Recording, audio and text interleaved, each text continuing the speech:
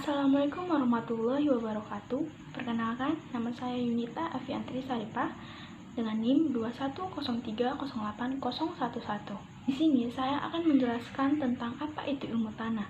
Ilmu tanah merupakan ilmu yang mempelajari asal, cara terbentuk, dan sifat-sifat tanah secara umum.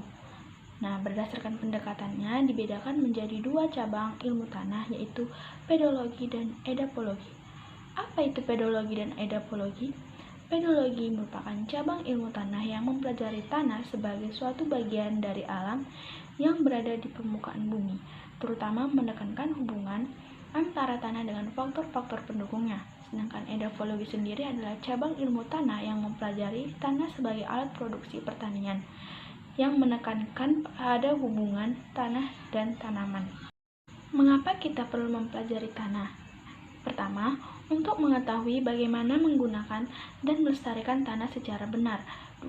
Untuk memahami bagaimana sifat fisik tanah mempengaruhi berbagai penggunaan tanah. 3. Untuk memahami variabilitas tanah. 4. Untuk memahami bagaimana memodifikasi sifat tanah untuk memperbaiki kualitasnya untuk penggunaan tertentu. 5. Untuk memahami hubungan antara tanah dan lingkungan yang sehat.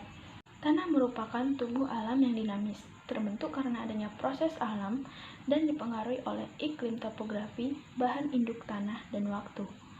Tanah dibedakan menjadi dua, yaitu tanah mineral dan tanah organik. Apa itu ciri-ciri tanah mineral dan tanah organik? Nah, ciri-ciri tanah mineral yaitu terbentuk dari batuan dan sedimen. 2. Kandungan bahan organik tidak lebih dari 5%. 3. Sebagian besar tanah terbentuk dari bahan mineral atau disebut dengan tanah mineral. Sedangkan ciri-ciri tanah organik yaitu terbentuk dari gambut, mulch atau sisa tanaman pada daerah rawa atau daerah sangat basah. Dan kandungan bahan organik tanah bisa lebih besar dari 20%. Tanah memiliki beberapa struktur. Yang pertama, struktur tanah granular. 2. Tanah remah. Ketiga, struktur tanah gumpal, membulat, dan bersudut. 4. Struktur tanah lempeng. 5. Struktur tanah tiang. Dan yang terakhir, struktur tanah prismatik. Tanah juga memiliki fungsi, yaitu fungsi pertama, produksi biomasa, tempat tumbuh dan berkembangnya perakaran, sumber hara, dan zat pendukung pertumbuhan. 2. Penyaringan, penyangga dan pengubah antara atmosfer, air, tanah, dan akar tanaman. 3. Habitat biologi dan konservasi genetik. 4. Sebagai ruang infrastruktur untuk teknik, industri, dan sosial ekonomi serta pembangunannya. 5. Sebagai sumber daya energi, material dasar, pertambangan, dan air.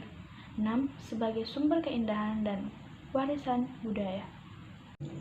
Nah, itulah sedikit penjelasan tentang ilmu tanah dari saya. Kurang dan lebihnya saya mohon maaf. Wassalamualaikum warahmatullahi wabarakatuh.